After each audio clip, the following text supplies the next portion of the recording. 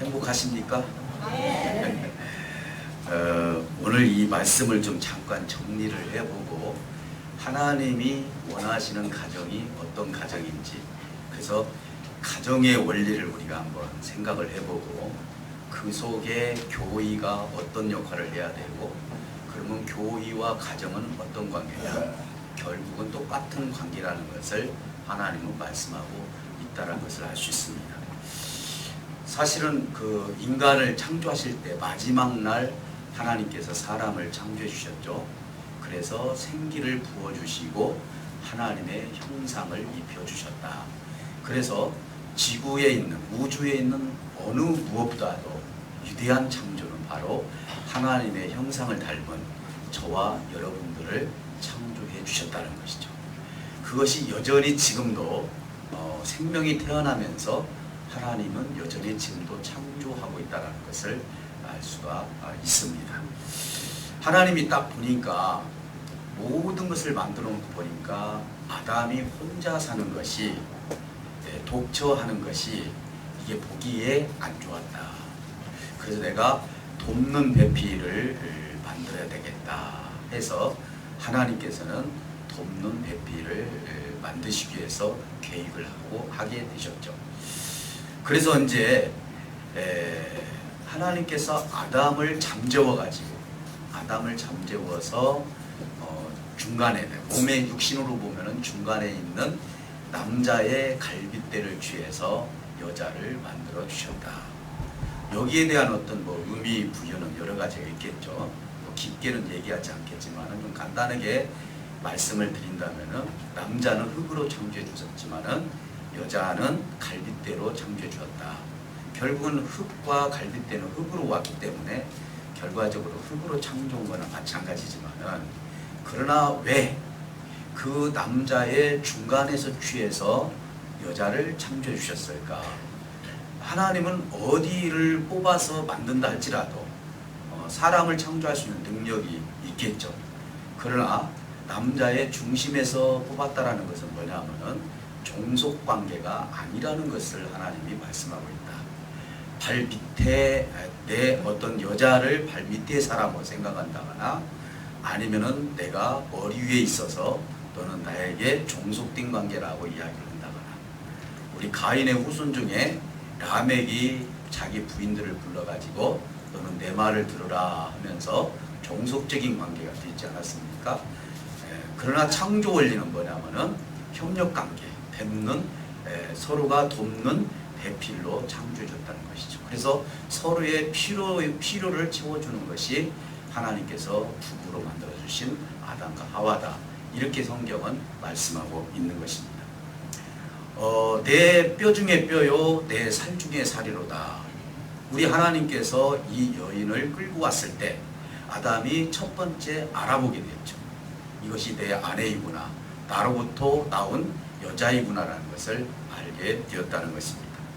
그리고 나중에 주님께서 말씀하시기를 부모를 떠나는 원리를 얘기를 합니다.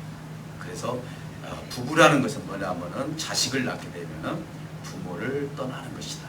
그렇다면은 부모를 배반하라는 얘기가 아니라, 이것은 가정이 앞으로 계속 종속되려면 이런 씨를 통해서 하나님의 창조 섭리대로 가정이 이루어지고, 그리고 생명이 계속 생산되는 하나님의 원리다. 이렇게 볼 수가 있는 것입니다.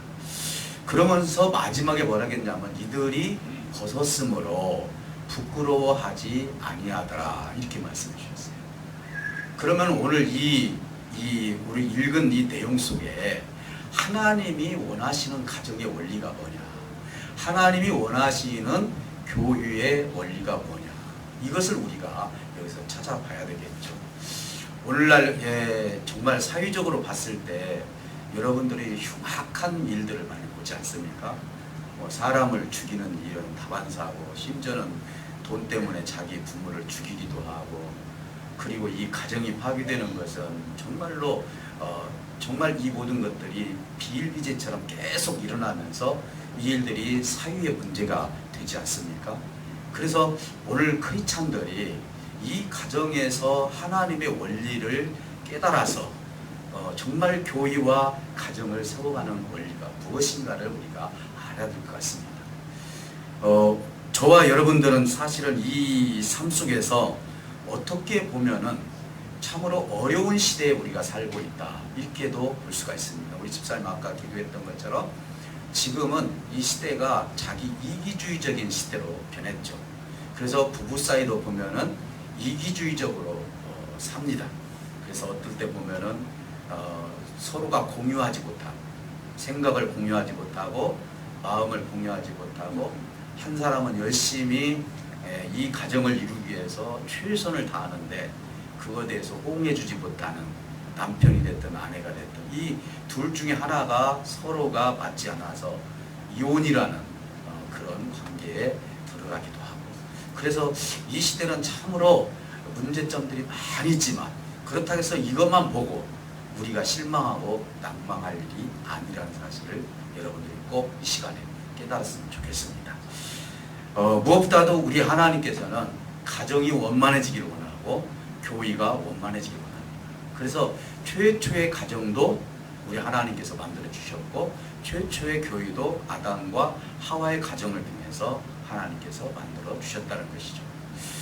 오늘 하나님께서 말씀하시는 가정은 어떤 의미를 가지고 있냐, 한마디로 좀 말씀을 드린다면은 서로가 관계적인 존재를 가지고 있다는 것이죠. 관계. 오늘 우리가 이 세상 살면서요, 여러분들이 생각할 때 무엇이 행복하다고 생각합니까? 무엇인가를 많이 내가 소유했다고 행복한 건 아닙니다. 이것은 일시적인 순간이죠. 예를 들어서 로또가 당첨됐다면 얼마나 기쁘겠어요? 이건 역시도 일시적인 순간이죠.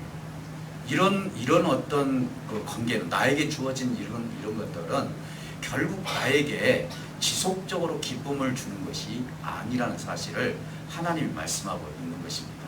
그래서 우리가 관계적 존재가 무엇인지, 그리고 우리가 살아가면서 이 관계적인 존재를 통해서 얼마나 내가 행복한지, 오늘도 주 안에서 행복하자고 그러지 않았습니까?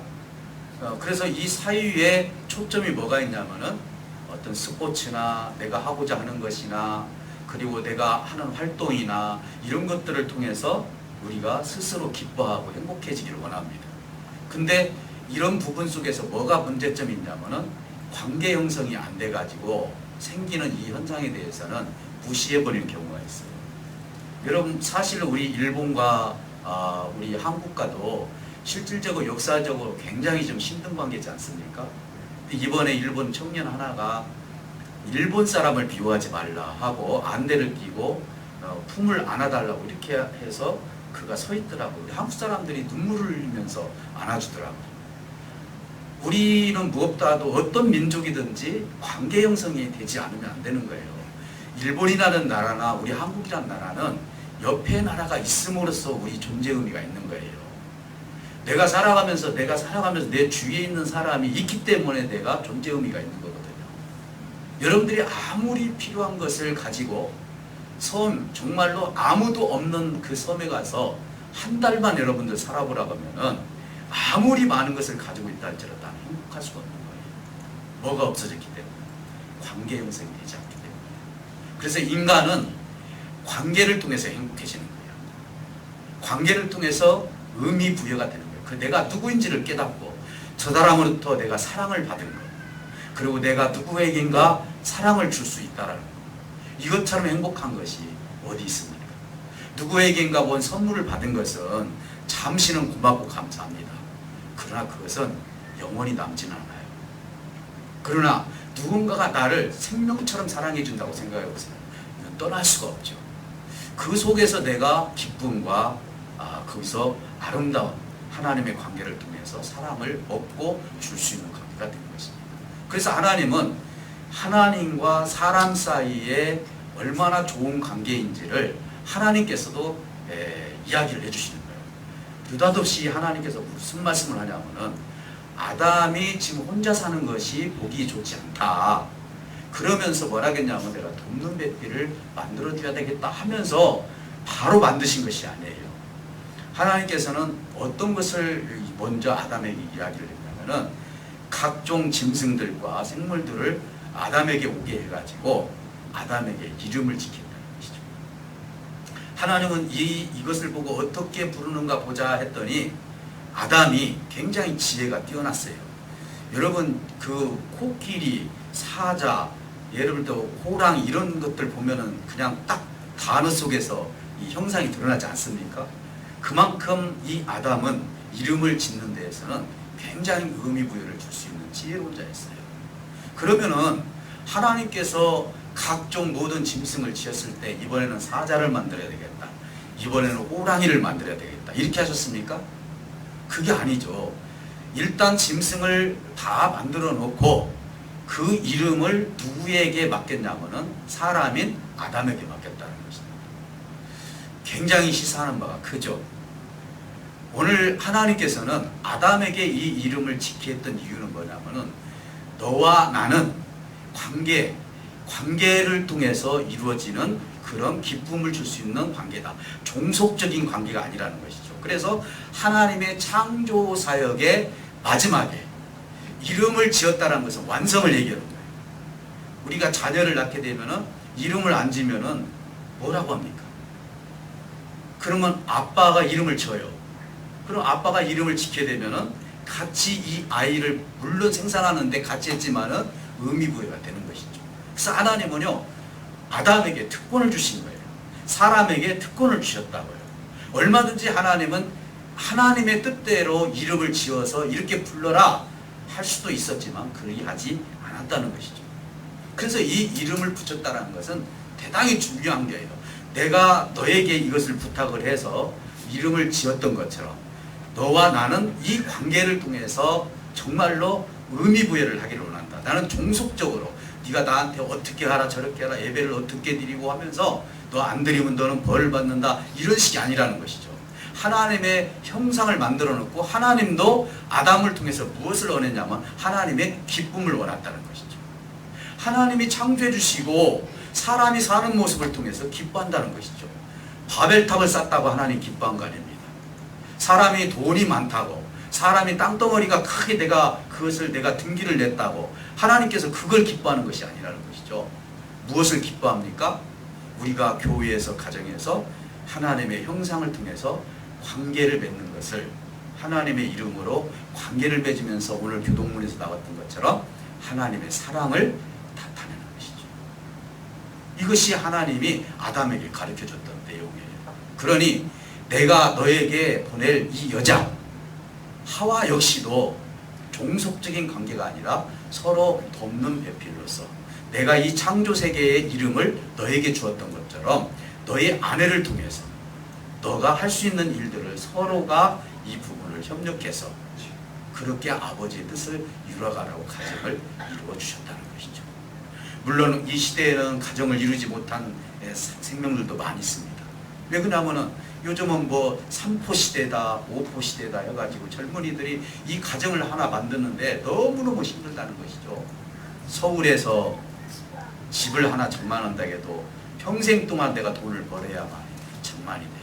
이러다 보니까 어떤 하나님의 원리가 어떤 경제적인 원리에 의해서 무너지는, 그래서 이 아이도 생산하는 데 있어서도 자기 계획대로 낳고 하나님의 원리대로 낳지 않냐고 이렇게 가는 것은 어떻게 보면은 하나님의 원리에서 계속 벗어나는 현상들이 이 시대에 지금 일어나고 있다고 볼 수가 있는 것입니다. 사랑하는 성도 여러분, 이름이 있다는 것은 이제 완성이 됐다는 것이죠.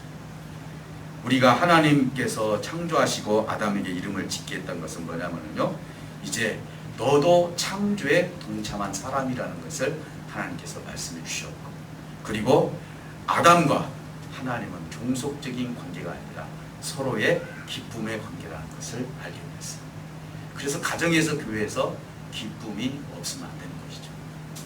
교회에 오셔서 가정에서 맨날 예를 들어서 우리의 삶이 어려워하고 힘들어하고 짜증이 나고 대화를 하더라도 되지도 않고 얼마나 이게 힘듭니까? 정말 힘들죠. 사실 그렇게 하려고 해도 안 되는 가정도 있어요. 사실은 이게 얼마나 힘든지 몰라요. 예를 들어서 짝 믿음 가지신 분들도 그렇지 않습니까? 나는 하나님을 지금 믿고 있는데 남편은 하나님을 믿는지 안 믿는지도 모르고, 그래서 어떤 그 부부라는 이 관계가 이게 제대로 하나님 통속 안에서 하나님 안에서 제대로 이루어졌는지 여기서 이제 회의감이 느끼기도 하고 이랬을 때 실망과 절망이 오고 힘들 때가 있지 않습니까? 저는 이런 가정을 탓하려고 하지는 않습니다. 그게 아니라 하나님이 원래 원했던 가정이 어떤 가정입니까? 그렇다면 오늘날 실패한 분들은 어떤 분들입니까? 그러면 그분들은 뭐 잘못된 사람들이냐? 절대로 그런 사람이 아니죠. 또 새롭게 시작한 사람은 그러면 무슨 잘못된 것이냐? 어떤 사람들은 율법으로 그것을 정죄를 하면서 그렇게 자꾸 잘못되게 지적을 하고 그러는데 그게 아니라 현재 내가 상처를 받았다 할지라도 현재 내 가정이 온전치 못하다 할지라도 여전히 하나님은 이 교회를 통해서 가정의 그 원리대로 하나님의 사랑을 받기를 원하는 것이 하나님의 뜻임을 명심하시기를 주님으로 축복합니다. 사랑하는 성도 여러분, 오늘 하나님의 형상을 입은 관계적인 존재, 그래서요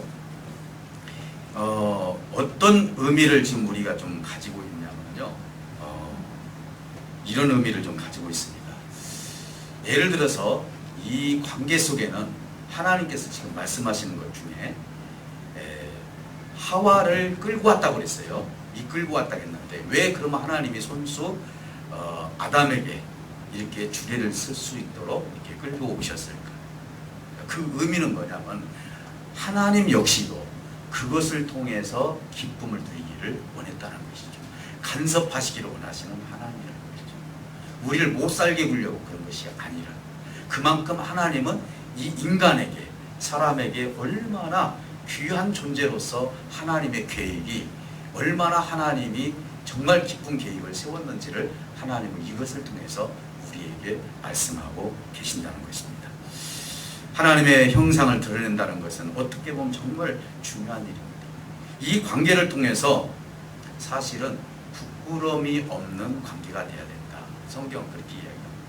마지막 절에 보면은 뭐라고 얘기했냐면은 아담과 하와가 벗었으므로 부끄러워지 아니하더라.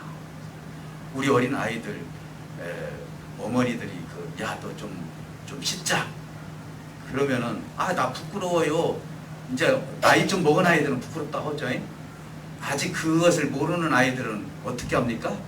다 벗어도요 그게 부끄러운지 어쩐지도 모르고 막 오히려 뛰어다닙니다. 그러죠. 오히려 뛰어다녀. 엄마들은 그거 잡으려고 하고 막 가벼우니까 너무 좋아가지고 뛰어다니기도 하지 않습니까? 어떻게 보면 이런 관계가 아닌가. 제가 여기서 말하는 어떤 물리적인 관계, 부부가 어떤 옷을 다 벗고 있었다는, 물론 우리가 결혼을 하게 되면 부끄러움이 없지만은, 그러면 이 의미는 어떤 의미를 지금 우리에게 지금 이야기하고 있는가? 이 시대의 이 교회에서 여러분 가정에서 어떤 의미를 지금 가지고 있다고 생각하십니까? 사실은요, 가정이라는 것과 교회라는 것은요, 내 부끄러운 부분을 내놓았을 때 이것을 받아주는 것이 가정이에요. 이게 교회라고요. 그렇죠. 근데 오늘날 교회가 어떻게 됩니까? 하나님이 심판할 것을 내가 심판하고 있을 때가 있어요. 이건 정말 부끄러운 일이거든요. 정말로 온전한 가정, 하나님이 기뻐하시는 가정, 하나님 기뻐하는 교회는 어떤 교회입니까? 여러분 예를 들어서 믿지 않는 부모들도 아무리 이 남자아이가 아들이 범죄를 했다 할지라도요 숨겨주고 싶은 유혹이 생기는 거예요. 누가요? 부모가요. 경찰관이 온다 할지라도 내 자식은 이런 일을 하지 않았습니다. 거짓말이라 할지라도 어떻게 해요? 덮어주고 싶은 것이 부모의 마음이라고 해요. 그런데 우리 아이들이 아버지, 어머니에게 부끄러운 얘기를 하고 있습니까, 지금요? 아이들은 내가 이 이야기를 하면은 엄마, 아빠가 안 받아줄 거야. 너 왜 그렇게 사냐? 내가 그렇게 살라고 했느냐? 하면서 이 가슴 아픈 얘기를 가정에서 이야기를 했을 때 과연 우리 가정은 그 문제점들을 여러분들이 받아줍니까? 아니면 그걸 비방하고 오히려 화를 내고 너 왜 그렇게 사냐고 이야기합니까? 사실 온전한 가정, 지금 이 죄가 들어온 뒤로부터는 옷을 입었지만은 하나님이 원래 원했던 가정은 뭔 가정이냐면은 아무리 내가 부끄러운 얘기를 해도 그 부끄러움이 흉이 되지 않는 가정이에요. 저는 꿈이 있습니다. 어떤 꿈이냐면 우리 교회가 막 커져가는 꿈이 아니라요, 정말 서로가 부끄러운 얘기를 하더라도 이것이 비방거리가 되지 않는 교회, 이것이 소문이 나지 않는 교회. 어떤 A라는 집사님이 뭔 얘기를 하고 어떤 단점이 있다 할지라도 이것을 숨겨주고 오히려 뒤에서 기도해주는 교회. 우리가 구역예배를 드리고 사람들이 3, 3, 5 짝지면은요, 이게 남 비방하지 않으면 시간이 안 가는가 봐요. 네. 우리 교회는 정말 이것을 좀 바꿔야 돼요. 모이면 하나님의 말씀, 이번 주 목사님 말씀해 주셨던 것 중에 한 단어 생각나더라도 그것을 통해서 무엇인가 자꾸 하나님 나라를, 인간이 가지고 있었던 원래의 모습을 자꾸 말씀을 통해서 회복해 나가야 되는데, 그게 아니라 부끄러운 것을 오히려 부끄럽게 만드는 이런 만약에 교회가 된다면 그 교회는 이미 죽은 교회죠. 오늘 교동문에서도 그랬잖아요. 하나님을 사랑하지 않는 것은 이미 그것은 하나님의 사랑에서 떠난 것이다 이야기했어요. 우리 다 장단점이 있습니다. 그렇죠. 어려움이 있고 힘든 부분들이 왜 없겠습니까? 이런 가운데서도 하나님이 우리 교회를 향해서 여러분 가정을 통해서 지금 이루고자 하고 말씀하시는 원리가 뭡니까? 아무리 부끄러운 모습이 있다 할지라도 그것을 내놓았을 때 우리 엄마가 나를 이것을 커버하고 아빠가 커버해주면서 알면서도 모른 척하면서 나를 격려해주고 세워가는 그런 가정이야말로, 우리 교회에서도 알면서도 저분이 단점이 있고 저분이 어떻게 보면 금방 시험도 들고 한다 할지라도 그분이 조금 더 내 이름은 더 좋아질 것이야, 1년 뒤에는 더 좋아질 것이야 라는 그 기대감을 가지고 뒤에서 스스로 눈물로 기도해주는 교회, 그런 성도가 많은 교회라면 이 교회는 정말 행복한 교회가 될 줄 믿습니다. 그런 교회를, 그런 가정을 만들어 가시기를 주님으로 축복합니다. 사랑하는 성도 여러분, 가정과 교회는요 정말 어떻게 보면 하나님의 사랑이 풍성한 교회가 돼야 돼요. 그리고 풍성한 가정이 돼야 돼요. 그리고 또 하나는 마지막으로 하나님께서 말씀하신 것이 뭐냐면은 자녀는 부모를 떠날 수 있도록 해야 된다 이렇게 말씀해 주셨어요. 오늘날 보면은 자녀들이 너무 약해요. 제가 어제 우리 최기현 집사님 가정에서 우리 하브루트 한다고 모였었거든요. 그래서 앞으로 너의 5년 뒤 10년 뒤 그랬더니 어떤 아이는 내가 10년 뒤면 38살이에요. 상상도 하지도 못했던 얘기예요. 내가 벌써 나이가 이렇게 많이 먹었어요. 그래서 제가 딱 물어보니까 앞으로 5년 뒤 10년 뒤에 대해서 전혀 생각을 잘 못하고 있더라고요. 자, 우리가 앞으로 5년, 10년, 20년 뒤를 한번 생각을 해보자. 우리가 이 인생을 살아가면서 그냥 사는 게 아니라 하나님의 나라에 가면 내가 어떻게 살았는지 하나님 앞에 이 관계를 통해서 나를 드러낼 때가 올 것이다. 저 역시도 보니까요, 제가 10여 년만 있으면 11년이나 12년 있으면 제가 70이더라고요 나이가. 제가 그 생각을 해보면서 마침 이번에 2019년도고 내년도가 2020년인데 하나님 앞에 기도하면서 다니엘 말씀을 하면서 하나님이 나한테 주시는 말씀이 뭐냐면은 너도 10년을 한번 계획을 한번 세워보라는 거예요. 근데 마침 19년도더라고요. 그래서 20년에서 30년까지 우리 교회의 자존감을 어떻게 심어줄까? 우리 교회가 정말 여기에서 하나님의 녹을 먹고 사는 우리 성도들이 정말로 이건 내 교회야. 하나님이 나에게 붙여주신, 하나님께서 나에게 붙여준 정말 축복된 교회야. 이런 자존감을 심어주려면은 이제는 지금까지는 우리가 하나님의 말씀을 먹으면서 이만큼 자랐다면은 앞으로 우리 교회가 10년 뒤에는 떳떳하게 하나님 나라를 더 크게 확장할 수 있는 교회가 되지 않겠어요? 그래서 부모를 떠난다라는 의미는 부모와 관계를 끊어라 이런 얘기가 아니에요. 어떻게 부모와 관계를 끊을 수 있습니까? 그게 아니라 가정을 생산하고 생명을 생산할 수 있도록 하나님께서 부모를 떠나라고 했죠.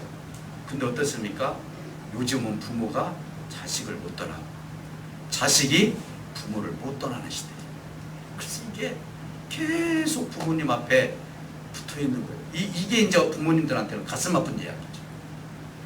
그 정도의 나이를 먹었으면은 쉽게 말해서 뭔가 이 아이가 사회에서 그리고 자기 자신을 책임질 수 있는 그런 관계로 가야 되는데 그렇지 못했을 때 부모님이 속상하지 않습니까? 저희가 뭐 장가 안 가신 분들 뭐 내가 책망하는 거 아니에요. 우리 찬희 집사님 웃으시는데 그건 아니에요.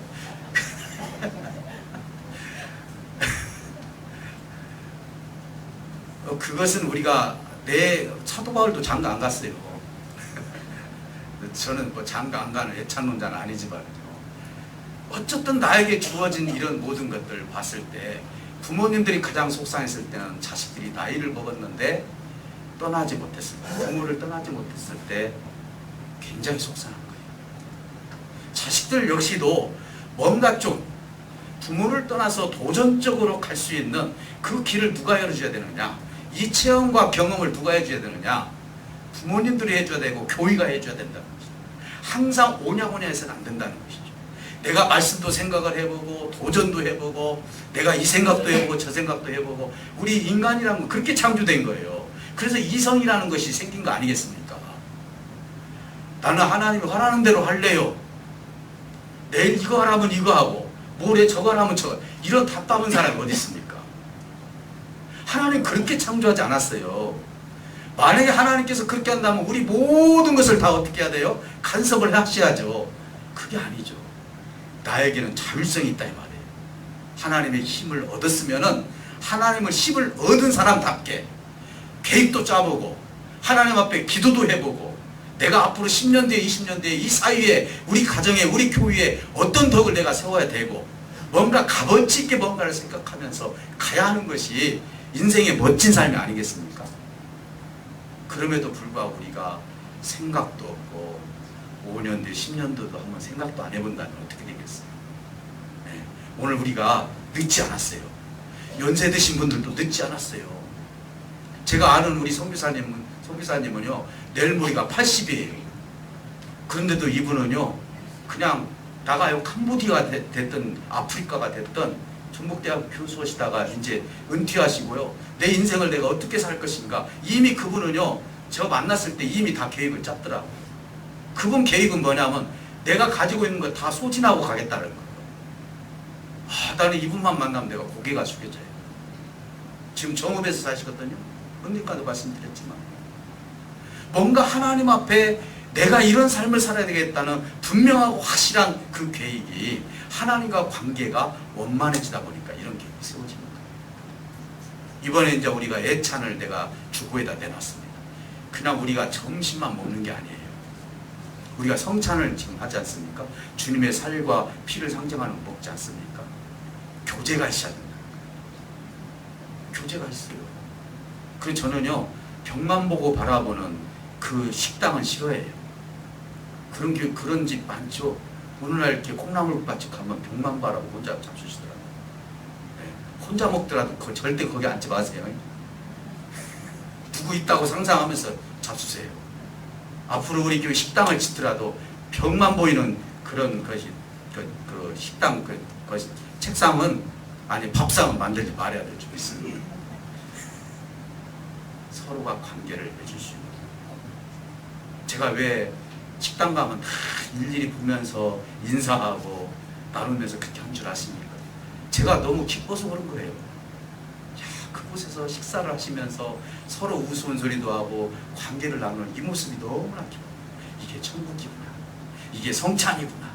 이게 바로 애찬이에요. 그래서 애찬이라고. 우리 식사단을 하시는 분들은 얼마나 기쁘게 하시는지 몰라요. 예. 내년에도 좀 많이 좀 여러분 참석하셔서 같이 봉사하고 헌신하시면 기쁨이 100배로 더 늘어날 줄 믿습니다. 예. 그래서 관계예요. 식사를 하든 하나님께 기도를 하든 예배를 하든 우리 모든 것이 다 관계를 통해서 우리가 행복해지고 기뻐진다는 사실을 믿으시기를 주님을 축복합니다. 그래서 혹시 내가 가난하다 할지라도 내가 가지고 싶은 것이 지금 현재 없다 할지라도 오늘 하나님과의 관계를 통해서 이웃과의 관계를 쓰면 나는 참으로 행복한 자다라는 그런 믿음을 가지고 하나님 앞에 더 기쁨의 그 관계를 계속 형성하여 주셔서 여러분들의 삶이 더 윤택해지고 기름져진 삶이 되시기를 주님으로 축복합니다. 기도하겠습니다. 우리 다 같이